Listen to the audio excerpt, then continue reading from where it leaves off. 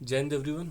आज हम लोग देखने वाले हैं बिहार सचिवालय, दरोगा, बीपीएससी इत्यादि एग्जाम के बारे में। जो भी ऑब्जेक्टिव क्वेश्चन पूछा जाएगा उसको ऑब्जेक्टिव वे में डिस्कस करेंगे। और इस एपिसोड में लगभग 30 मिनट के अंतर्गत हम लोग 50 से ज़्यादा क्वेश्चन डिस्कस करेंगे। 50 तो डायरेक्ट होगा, 50 क्वेश्चन, लेकिन उसके एनालिसिस में जब आप जाएंगे तो लगभग आपको 150-200 क्वेश्चन देखने को मिलेगा जो आपको 30 मिनट के अंतर्गत डिस्कस किया जाएगा।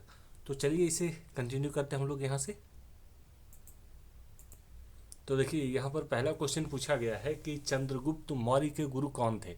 ये तो बड़ा पॉपुलर क्वेश्चन है वैसे भी, क्योंकि चंद्रगुप्त मौर्य के गुरु कौटिल्य, चाणक्य, जो भी जिस नाम से इन्हें माने, विष्णुगुप्त, ये तीनों नाम चाणक्य का ही है।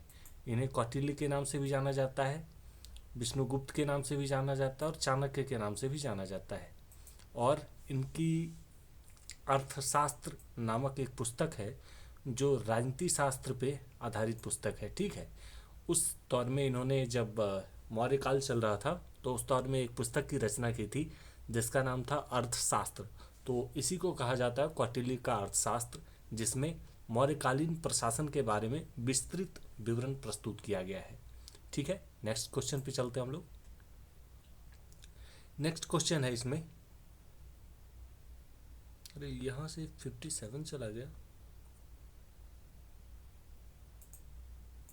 तो नेक्स्ट क्वेश्चन है इसमें इसमें कौन बिहार में किसान आंदोलन के साथ जुड़े थे। तो बिहार में किसान आंदोलन से जुड़ने वाले प्रमुख व्यक्ति, किसान आंदोलन के प्रणेता या नेता के रूप में हम जानते हैं कि ये हमारे थे स्वामी सहजानंद सरस्वती जी।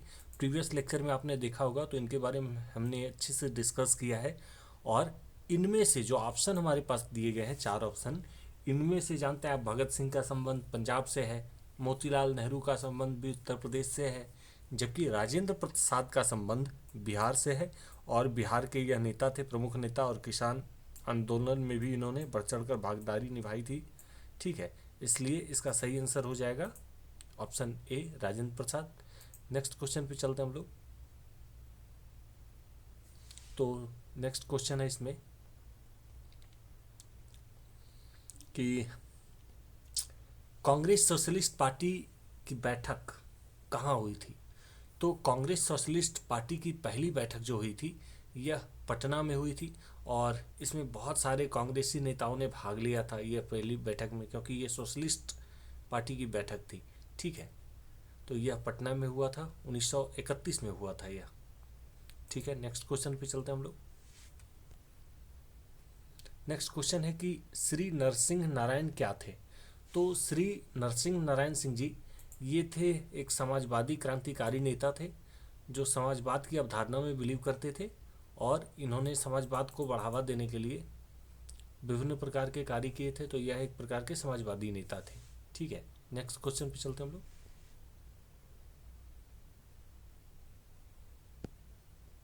जयप्रकाश नारायण किस पार्टी से संबंधित थे। तो ये समाजवादी पार्टी से संबंधित थे और इसका गठन किया था जयप्रकाश नारायण ने। ठीक है, समाजवादी पार्टी का।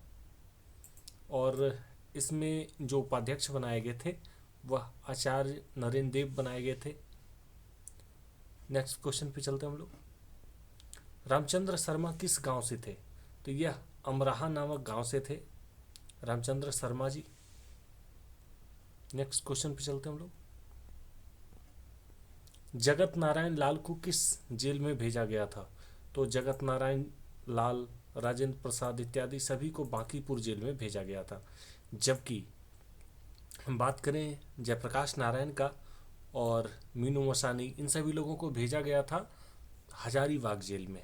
ठीक है, और फिर देखा गया कि 1943 के लगभग ये सारे लोग जेल से भागकर निकल गए, जबकि बांकीपुर जेल से जगत नारायण लाल और राजेंद्र प्रसाद को रिहा किया गया था।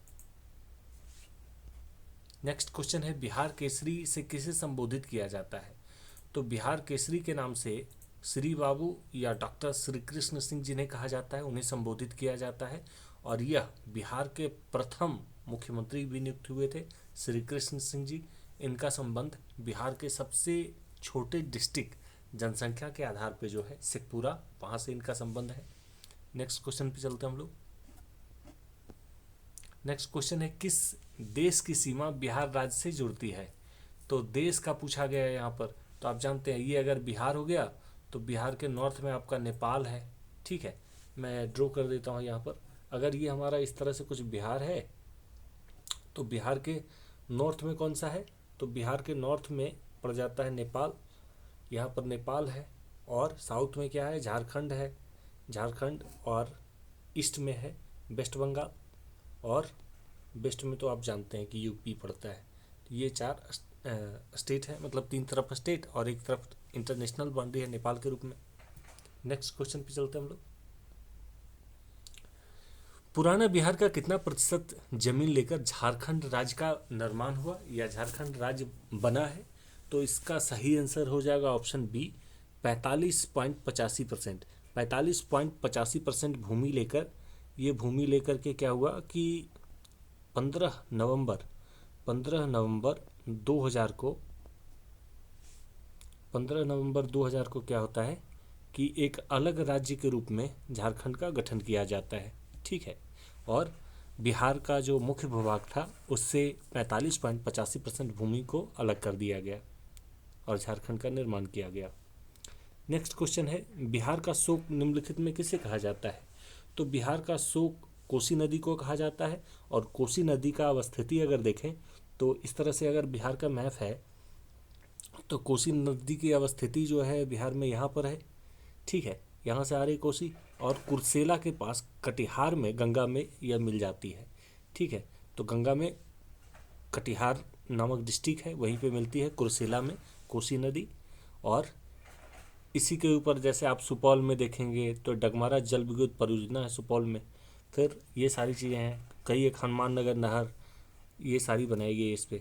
ठीक है, नेक्स्ट क्वेश्चन पे चलते हैं हम लोग। आम की वह प्रजाति जो केवल बिहार में ही उपजाई जाती है कौन सी है?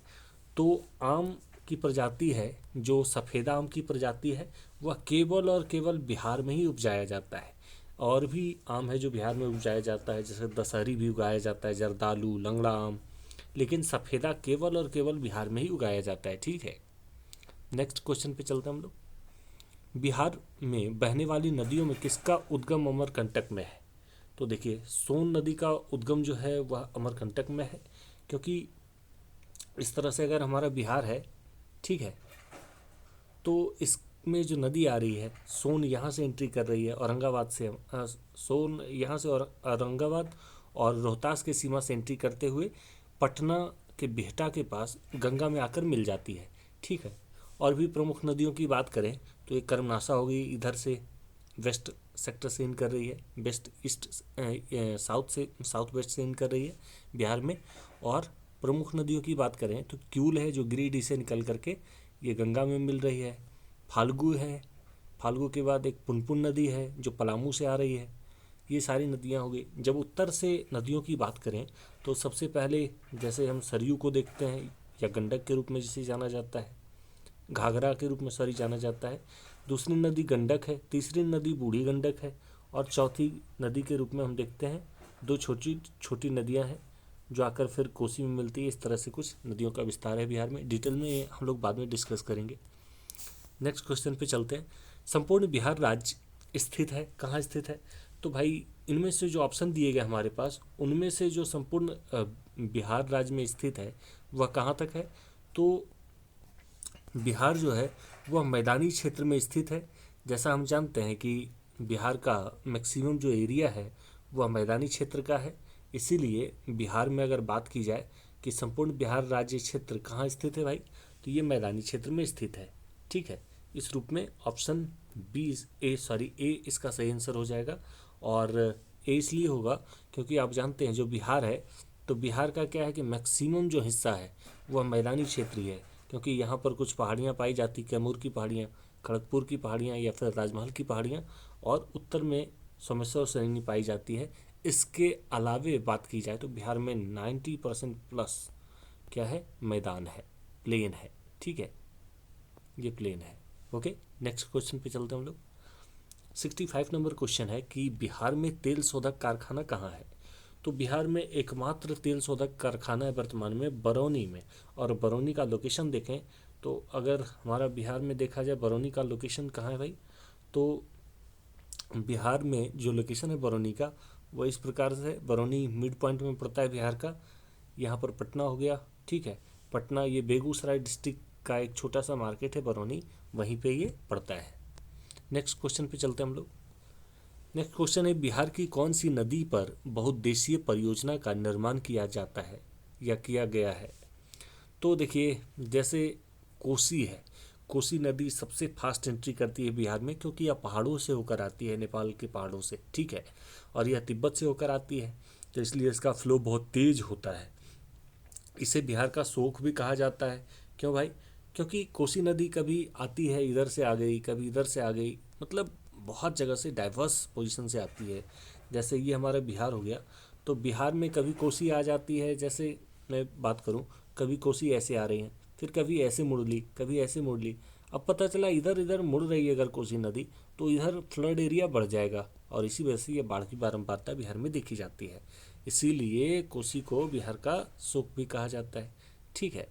तो इसलिए इसका सही आंसर ऑप्शन डी हो जाएगा। और इसी पे डगमारा जल विद्युत परियोजना और भी बहुत सारे कोसी नदी परियोजना बनाए गए हैं, ठीक है।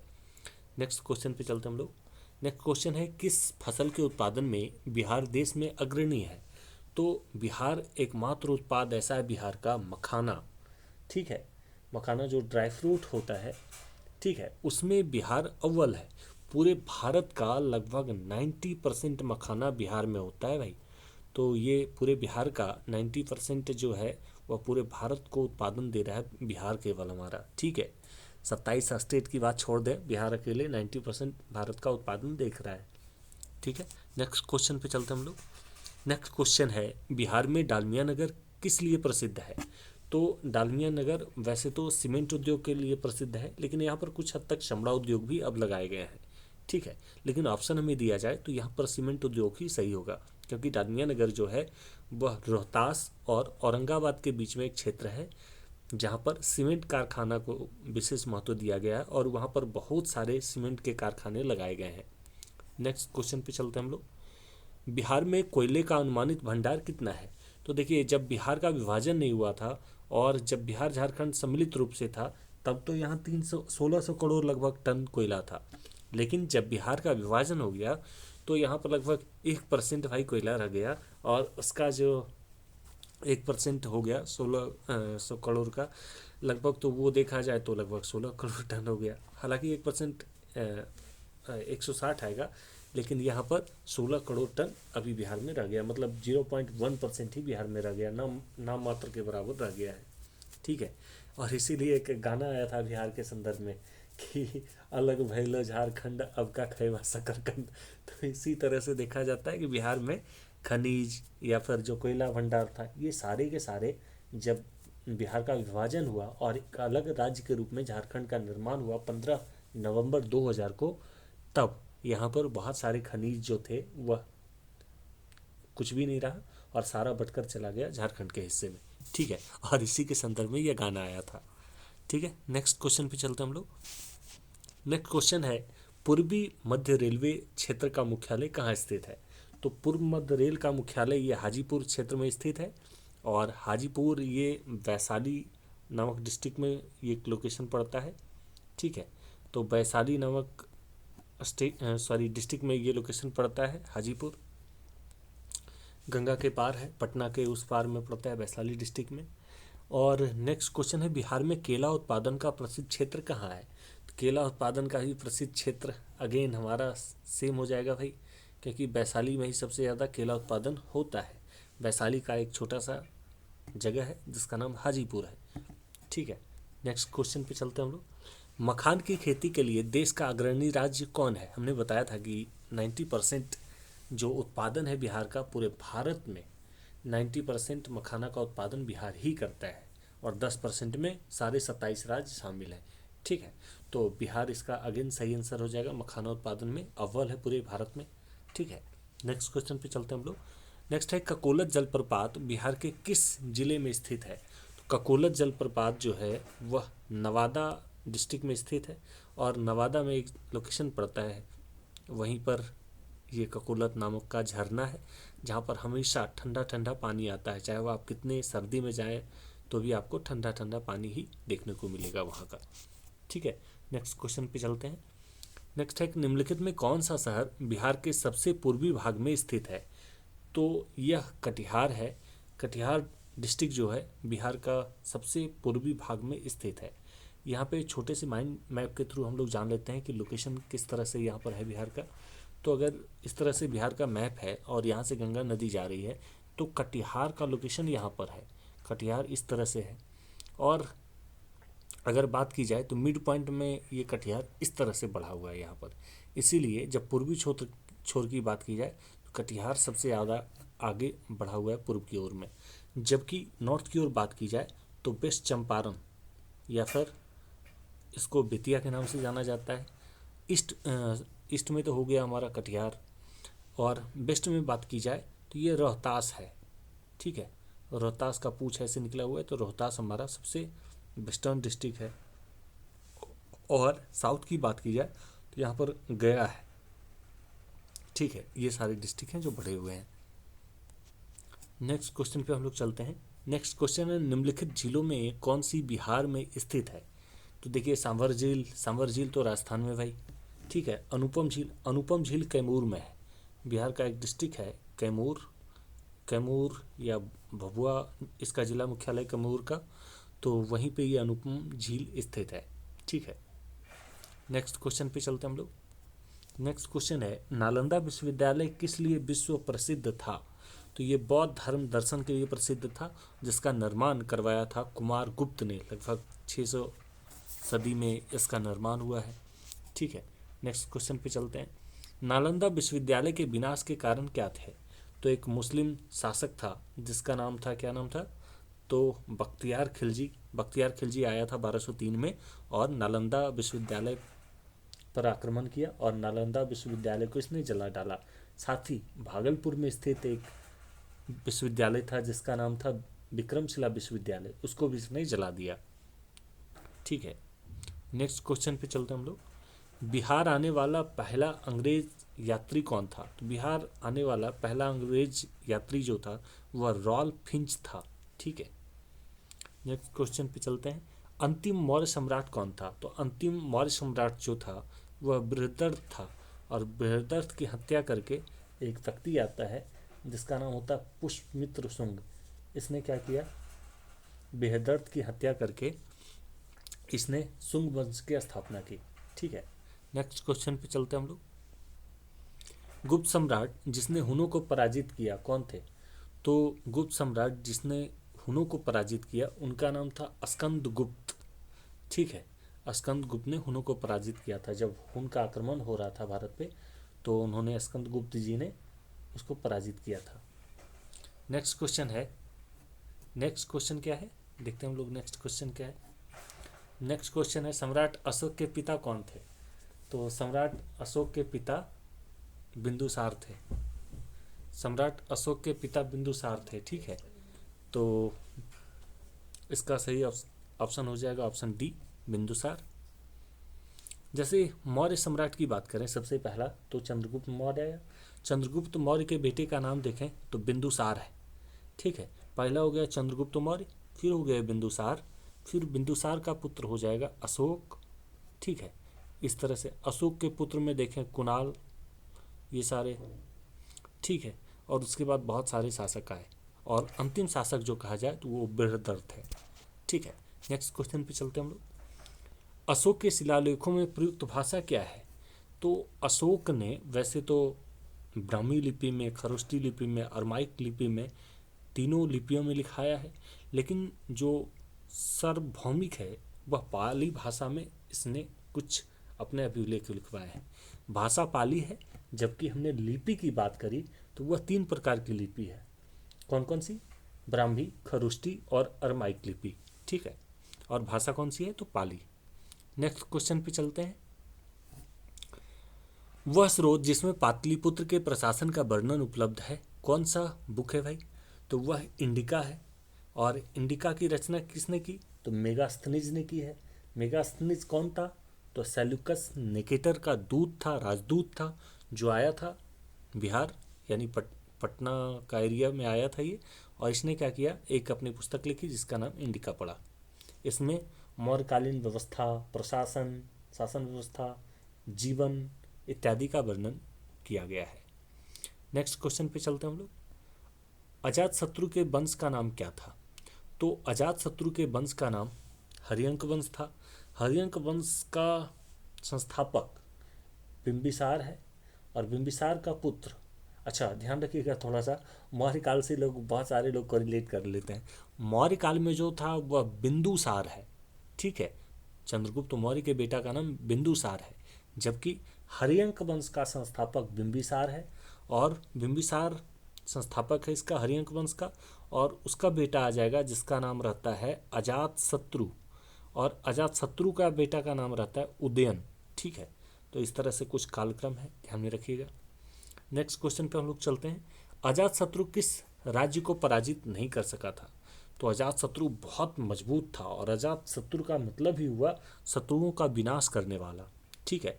तो अजातशत्रु जो हर्यंक वंश का शासक था, सबसे प्रतापी शासक था हर्यंक वंश का यह, और अवंती जो वर्तमान में मध्य प्रदेश का विदिशा वाला रीजन है, वहीं पे एक राज्य हुआ करता था जिसका नाम था अवंती, ठीक है।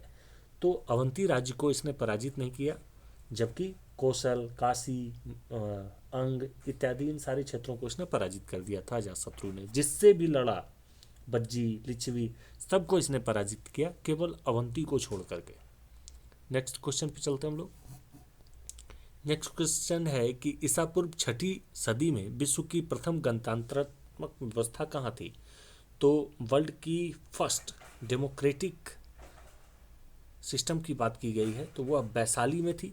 वैशाली लिच्छवियों का टाउन था, या लिच्छवियों ने उसे बसाया था, और वहाँ पे 8 गण मिलकर के, 8 राज्य मिलकर के एक यूनियन या एक गणतंत्र की स्थापना किए थे, ठीक है।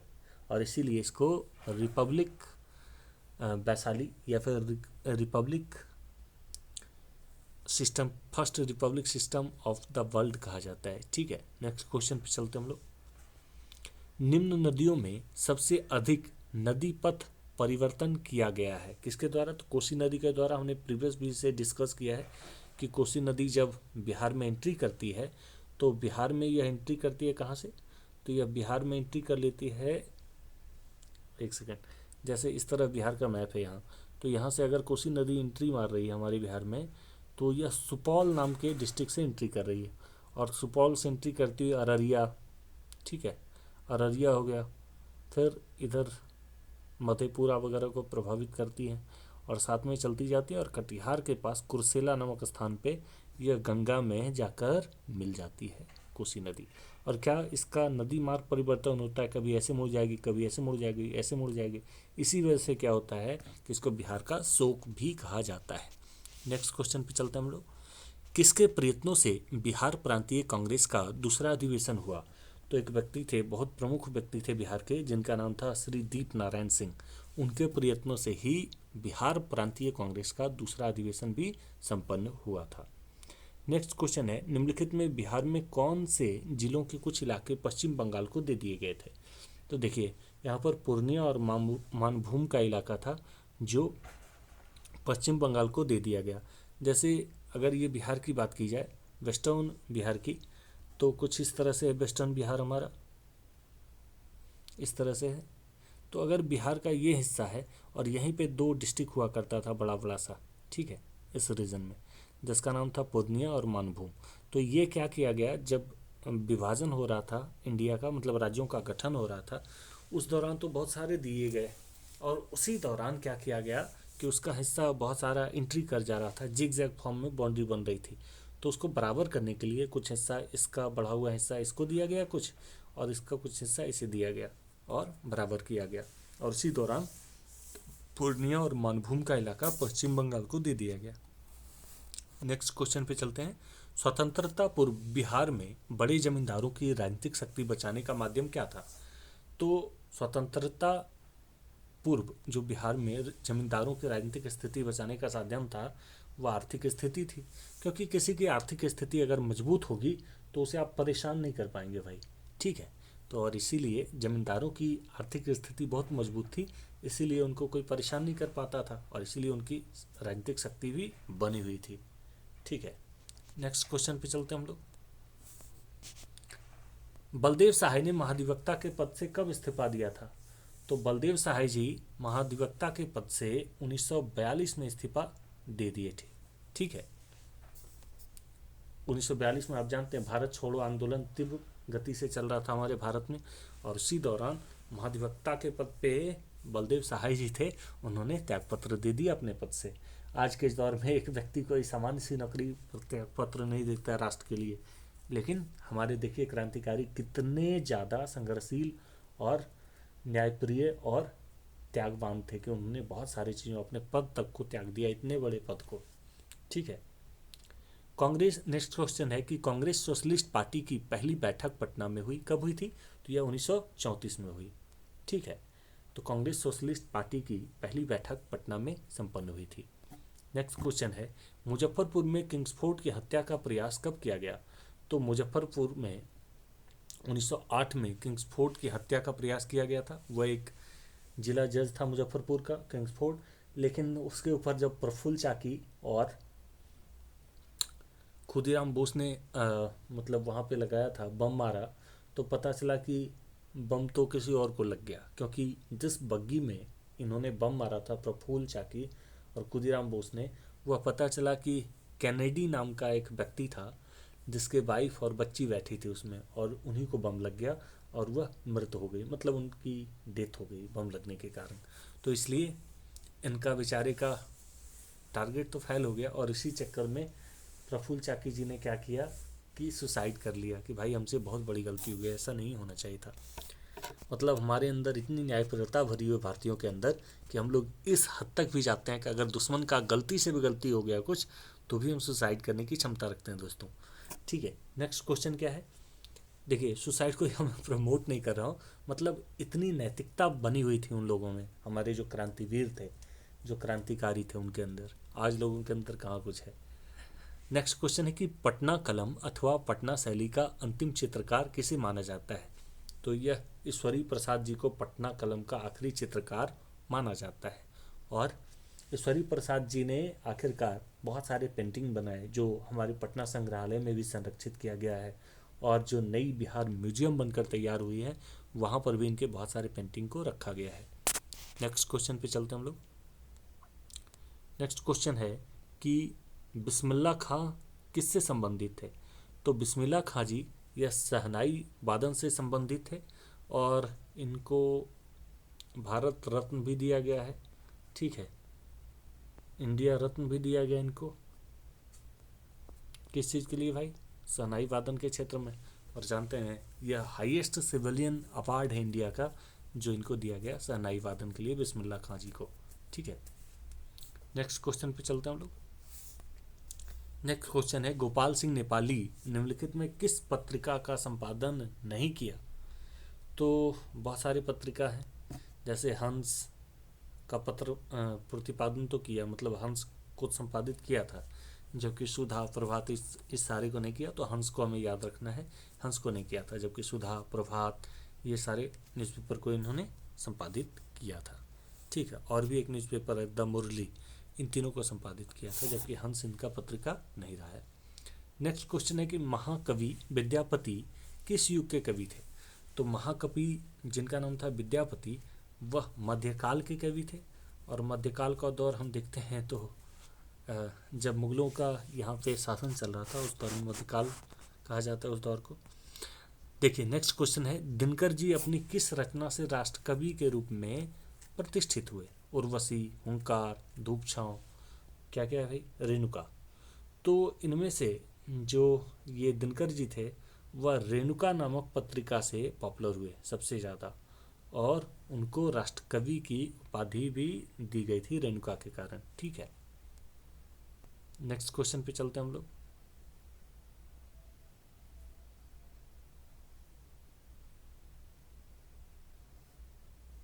जयप्रकाश नारायण किस पार्टी से संबंधित थे? तो जयप्रकाश नारायण जी सोशलिस्ट पार्टी से संबंधित थे, और ये इसके अध्यक्ष बने, और नरेंद्र देव को इन्होंने क्या बनाया? तो उपाध्यक्ष बनाया या सचिव बनाया।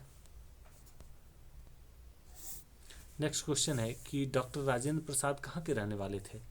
तो डॉक्टर राजेंद्र प्रसाद जी या बिहार के वर्तमान सिवान जिला, और उस दौर में देखें तो सारण डिस्ट्रिक्ट माना जाता था उसको, यह सारण का ही भाग था। तो वहाँ के जीरादेई नामक स्थान के रहने वाले थे राजेंद्र प्रसाद जी। ठीक है। और भारत के प्रथम राष्ट्रपति या अजात शत्रु, और इनका बर्थडे को मेघा दिवस के रूप में प्रत्येक 3 दिसंबर को मनाया जाता है। ठीक है। आप सभी ने देखने के लिए धन्यवाद दोस्तों। अगर ये एपिसोड हमारा अच्छा लगा आपको तो इस वीडियो को लाइक करें और चैनल को सब्सक्राइब करें, और अपने स्टेटस में या दोस्तों को कम से कम 2-3 लोगों को शेयर कर दें प्लीज़। ठीक है। देखने के लिए thank you again. Bye bye.